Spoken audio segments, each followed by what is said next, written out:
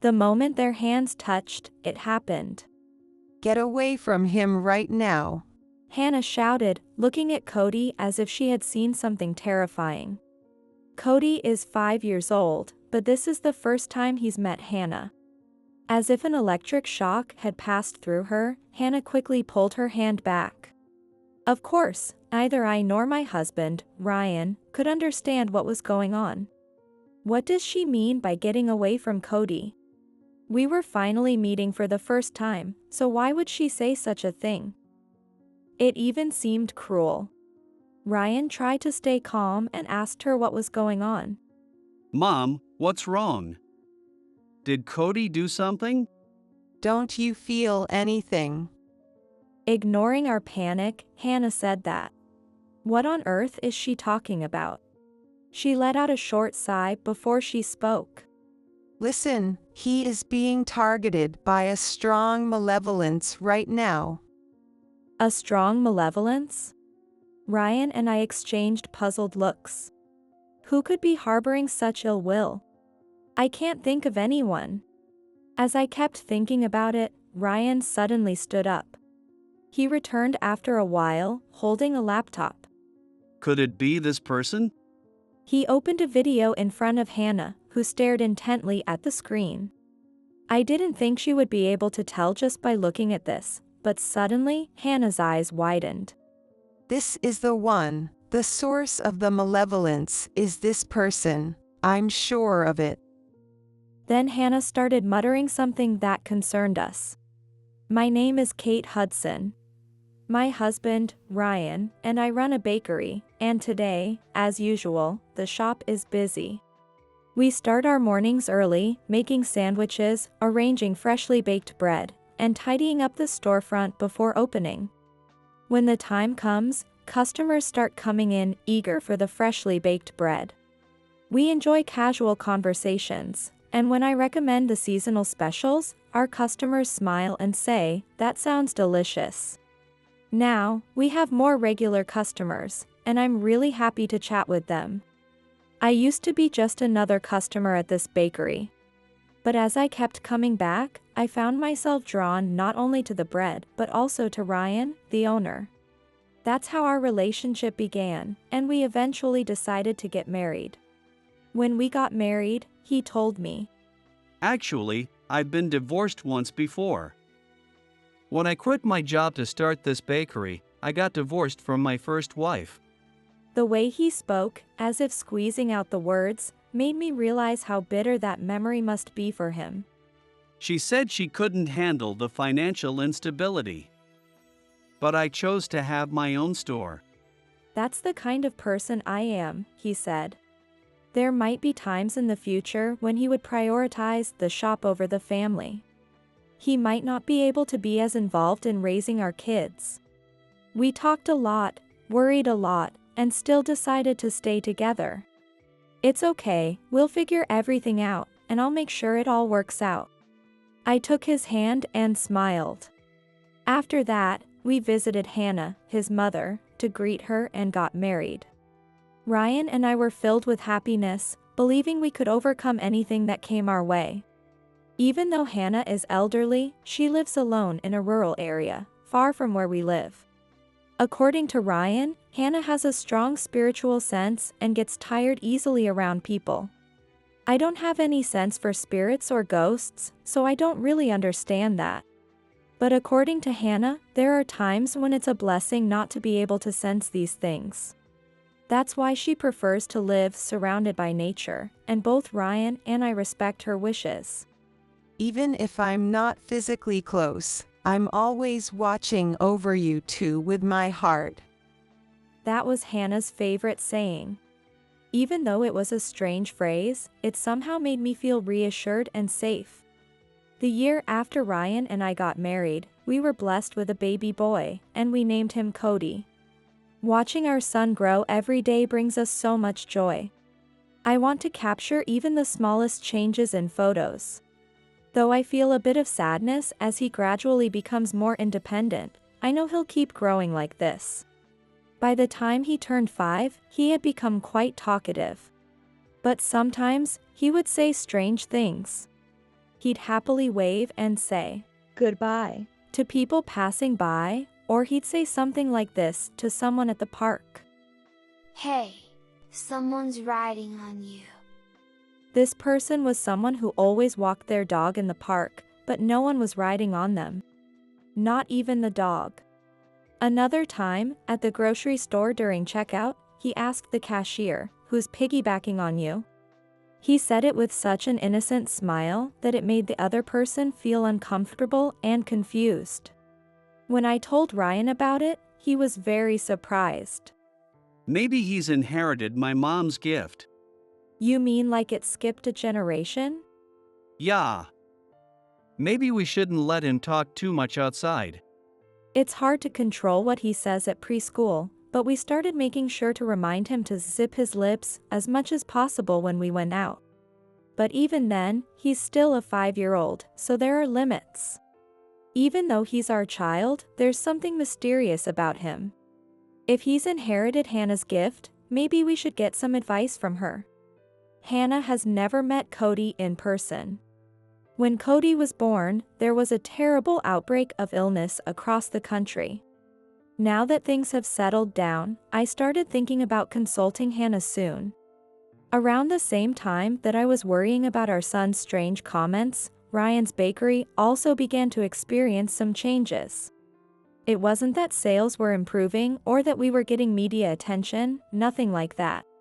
Sadly, people started posting nasty comments about the bakery on social media. They said things like the bread was soggy, the sandwiches smelled, or the owner was rude. Ryan was really troubled by this. I always serve fresh bread, so why? And was I really that rude? He grumbled as he drank a cold beer at night. Whether it was because of these posts or not, we noticed fewer customers coming in. Of course, we also used social media to post about our seasonal bread specials and announce campaigns. Some customers even came in after seeing those posts, and our customer base had started to grow until this happened.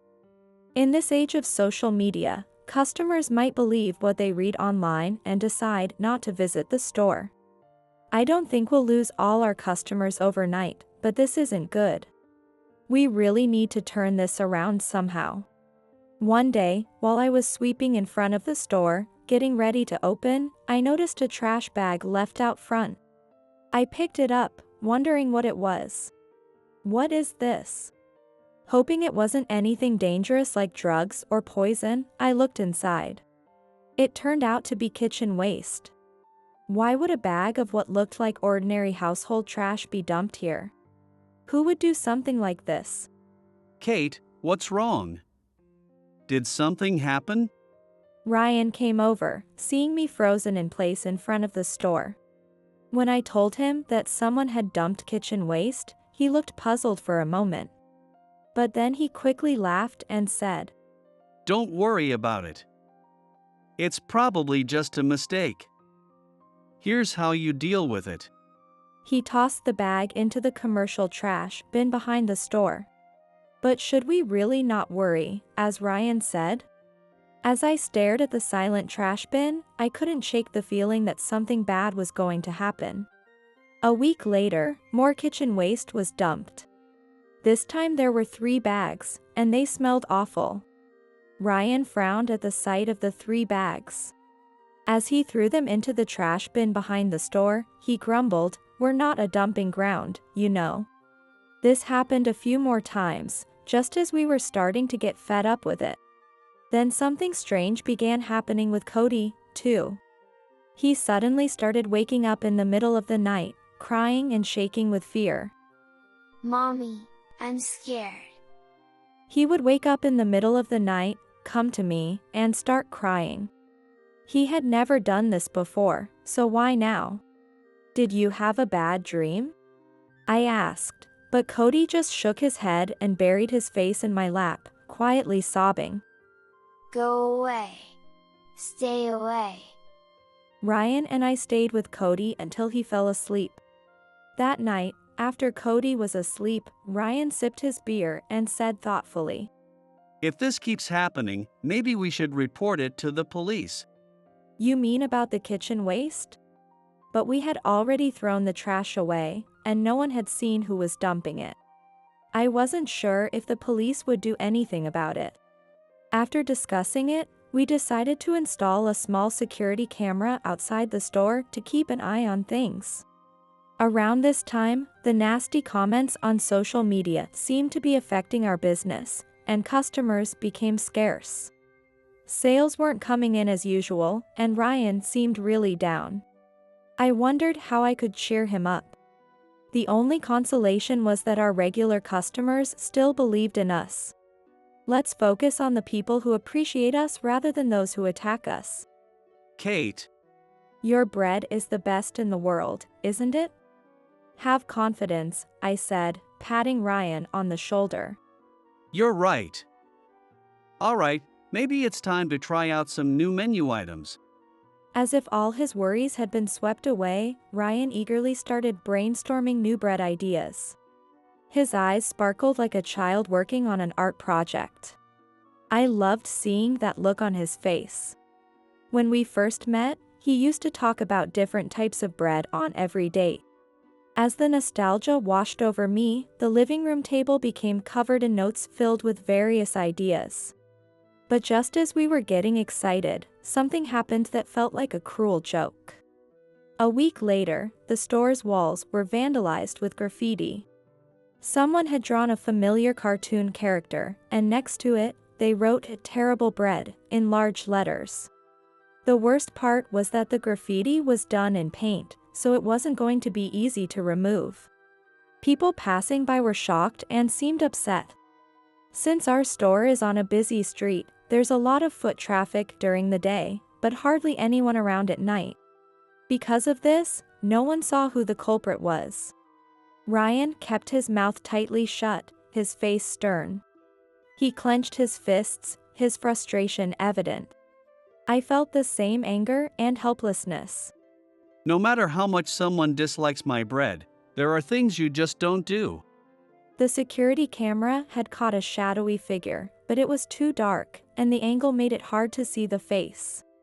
Ryan decided to file a police report and have them investigate. He was determined to make sure the culprit wouldn't get away with it. Strangely, after that, the trash dumping and graffiti incidents stopped.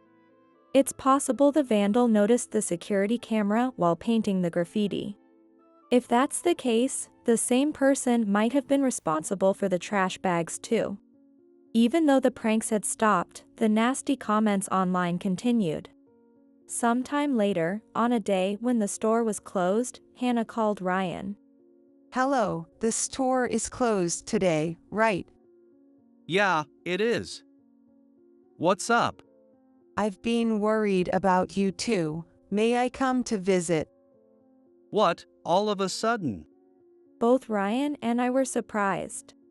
This was the first time Hannah had ever asked to visit us on her own. For some reason, I just can't shake this feeling of worry. Her reason was mysterious, but we had no reason to refuse. So we told her it was fine, and Hannah took a series of trains to come see us. Hannah arrived around 3 p.m., and Ryan and I greeted her with smiles. She was beaming, holding a box of sweets as a gift. This was the first time Hannah and Cody were meeting in person. Cody isn't usually shy, but even so, he seemed a bit nervous around his grandma, Hannah. I wondered if he was sensing something. Seeing Cody's reaction, Hannah smiled warmly and said, Hello, Cody. It's nice to meet you. I'm your grandma. But Cody, as if saying a stranger had come, hid behind me. He peeked out cautiously, staring at Hannah. It's our first time meeting, isn't it? Oh, I brought a little gift for you. Hannah said as she handed over the sweets she had brought. Would you like some candy? Seeing the package labeled chocolate, Cody's eyes lit up. He reached out his hand excitedly and said, "Ah." Since we had warned him not to talk too much in front of others, Cody had stopped properly pronouncing words around anyone except Ryan and me. That habit came out even in front of Hannah. I'm sorry, he still can't speak properly. I found myself hastily explaining, just like I usually do when we're out in public. For some reason, I felt embarrassed and guilty for giving Hannah the same explanation. I was worried she might say something like that. He's 5 and still can't talk? Or, what kind of education are you getting? And so forth. But Hannah didn't seem bothered at all as she handed Cody the sweets. Then, in that moment when their hands touched, it happened. As if struck by an electric shock, Hannah quickly pulled her hand away. Get away from him right now. She shouted, staring at Cody as if she had seen something terrifying. Of course, neither Ryan nor I understood what was happening. What does she mean by getting away from Cody? It didn't feel good to hear her say something like that. Why would she say such a thing? It even seemed cruel. Still shaken, I tried to stay calm and asked for an explanation. Mom, what's wrong? Did Cody do something? Don't you feel anything? Ignoring our confusion, Hannah said this. What on earth is she talking about? When you see, touch, or talk to Cody, is there something to feel? Of course, there's the joy of his growth or the happiness of having him close, those kinds of things. But from Hannah's reaction, it didn't seem to be about that. She might be referring to something spiritual, but Ryan and I were completely in the dark. You two are really lucky, you know. Hannah let out a short sigh before saying, Listen, he is being targeted by a strong malevolence right now. A strong malevolence? Ryan and I exchanged puzzled looks. Who could be harboring such ill will? I'm not sure either, but it's coming from a woman. I can't think of anyone. It's almost like a curse. Are you sure there's no one who comes to mind? Who could be holding such a deep grudge? Could it be one of the preschool teachers? I wanted to believe it wasn't a fellow mom or one of our customers. As I kept thinking about it, Ryan suddenly stood up. He came back after a while, holding his laptop. Could it be this person? He opened the laptop in front of Hannah and clicked on one of the files. It contained footage from our security cameras. He played the video showing the person who had been vandalizing the store with paint, and Hannah stared intently at the screen. It was dark outside, and the person was dressed in black, wearing a black cap, making it hard to make out any details. The figure was small, but that alone wasn't enough to identify it as a woman. I thought Hannah wouldn't be able to tell anything from this, but suddenly, her eyes widened. This is the one. This is the person behind the malevolence. I'm sure of it. As I stood there in shock, Hannah began muttering to herself. That's right. This person, it's Miley, isn't it? Miley? Her? He looked at Hannah, disbelief in his eyes. Who on earth was Miley? She's my ex-wife. But why now? But how do you know it's her? How can you be so sure it's Miley? I can sense it. It felt like I had stepped into a TV show. Can people really tell these things just by sensing them? I was so taken aback that I couldn't close my gaping mouth. Hannah then took a small sachet out of her bag and handed it to Cody. It had a sweet fragrance. This is a charm. It will protect you from the malevolence, so keep it with you. I wondered to myself if something like this could really help. But Cody lifted the sachet to eye level and, with a serious expression, nodded firmly. After that, we talked with Hannah about what had been going on and had some coffee. During that time, Cody stayed silent, clutching the sachet tightly in his hand. A few days later, events took a sudden turn. Not long after Hannah's visit, we received a call from the police. The officer in charge told us that they had identified the person responsible for the graffiti and the defamatory posts on social media. Yes. I see. Is that so? After the call ended, Ryan slumped and said weakly. It turns out the culprit was Miley, after all. Both Ryan and I were shocked. Just as Hannah had said, the person on the security camera was indeed Miley. But why would Miley do something like this to our store? From what Ryan had told me, Miley had remarried after their divorce. To a man from a well-off family who was wealthy himself. If that's the case, why would she still have any lingering feelings toward Ryan or this bakery? I don't understand it either. I'll explain everything tonight.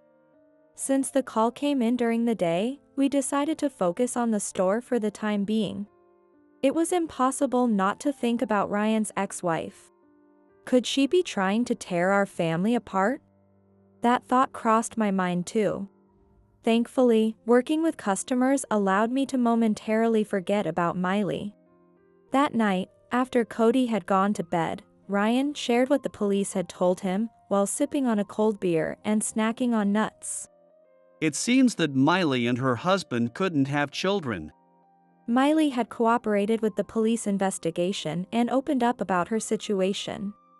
She had even undergone fertility treatments, but without success, and her relationship with her husband's family became strained.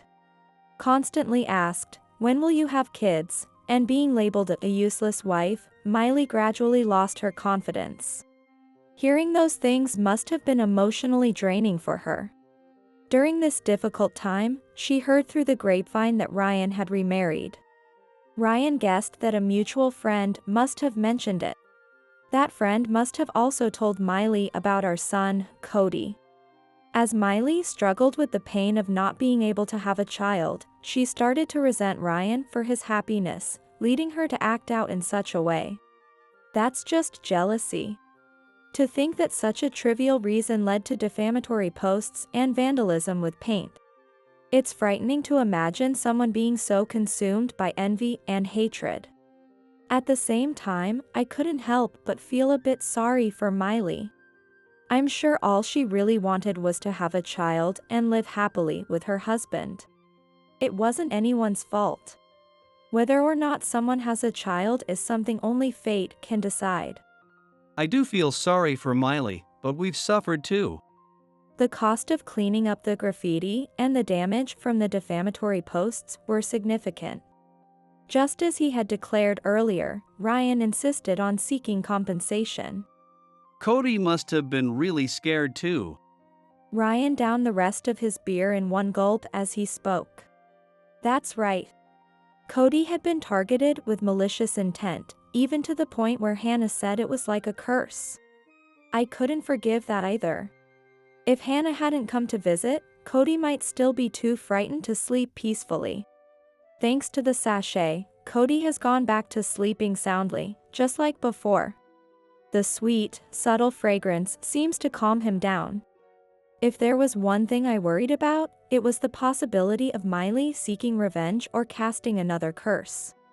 When I consulted Hannah, she surprised me by laughing and saying, You don't need to worry about that. "Really? Why is that?" When you curse someone, it comes back at you many times over. So, according to Hannah, Miley wouldn't be able to curse Cody again because the curse would eventually return to her. Since I had little experience with such things, I responded with a weak "Oh, I see." In any case, if Cody was safe, that's all that mattered. We found a trustworthy lawyer and filed a compensation claim against Miley for what she had done. We had no idea how Miley would react. What if she started harassing us even more, making more defamatory posts, or pulling worse stunts than before? It was terrifying to think about what might happen if things escalated beyond graffiti. While dealing with those worries, we were keeping an eye on things. But to our surprise, the compensation was paid promptly.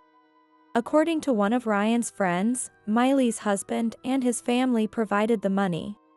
Maybe they were worried about their reputation and didn't want any scandals, so they handled it quickly. Since then, the defamatory posts on social media have stopped, and there haven't been any more incidents at the store. We were relieved.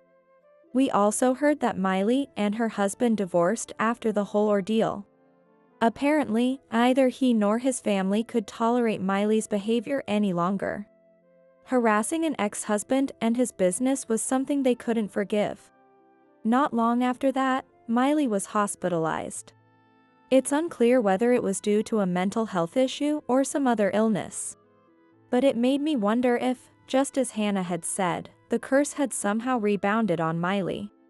There's a saying, what goes around comes around, and I think that's exactly what happened here. When you hold a grudge against someone, it eventually comes back to you. Even someone like me, who isn't sensitive to spiritual things, started to believe that just a little. Now, when Cody says something strange, I try to listen without getting confused. As for Hannah, she ended up moving in with our family. Given her age, we were worried about her living alone. At first, Hannah hesitated, but Ryan and I managed to convince her. Though she seemed uneasy during the first few days after moving in, she soon settled in and got used to it within a week. Living in a bakery, in such a busy place. It was hard to believe that she had once said that, because now she relaxes comfortably in the back of the bakery. Hannah says, "Everyone here is so nice, and I don't sense any malevolence." Because of that, Hannah has been able to spend her time peacefully. By the way, Hannah has another hidden talent. She can predict the near future of people and animals she meets. It's like she can sense what's going to happen, just as she senses other things. I can see it only when I want to, Hannah said, laughing like a mischievous witch. One day, Hannah casually mentioned something to one of our regular customers, and it turned out to be true. Hannah, what did you tell her? That young woman, the one in the suit, I told her she would get a promotion soon, so she shouldn't quit her job. What? Sure enough, that woman was a regular customer who always bought sandwiches from us. She seemed to work in sales, always carrying a bag full of documents, with her nails perfectly manicured. But lately, I had noticed she seemed down. A few days later, she came back, practically skipping as she approached Hannah. Just as Hannah had said, she really had been promoted. And that wasn't all. When someone stopped by while walking their dog, Hannah said, "Your dog is suffering. Take it to the vet." Though the owner was puzzled, the dog did indeed start showing signs of distress the next day, and a serious illness was found. Both the owner and I were shocked. With incidents like these piling up, Hannah secretly became popular as the fortune teller. Well, I don't want too many people gathering around, so I'll just talk now and then. Because of this, Hannah's fortune-telling became a special service only for regulars. This, among other things, helped the store regain its popularity. The seasonal menu was expanding daily, as Ryan turned his many ideas into reality. Meanwhile, Cody had regained his energy and had become talkative once more. Hannah being around to play with him was likely a big reason for this. "Grandma, there's someone over there." Cody would still point to empty spaces and say things like that. But Hannah would respond to each of Cody's observations, teaching him to distinguish between the living and the non-living. Spending time with Hannah seemed to be helping Cody gradually control his ability to see things. He no longer pointed to empty spots in public. Even the cashier at the grocery store we frequent had started smiling at him. Seeing Cody chat happily with everyone, both Ryan and I felt relieved. I believe that this ordinary, peaceful life will continue, and that no matter what challenges arise, our family will face them together.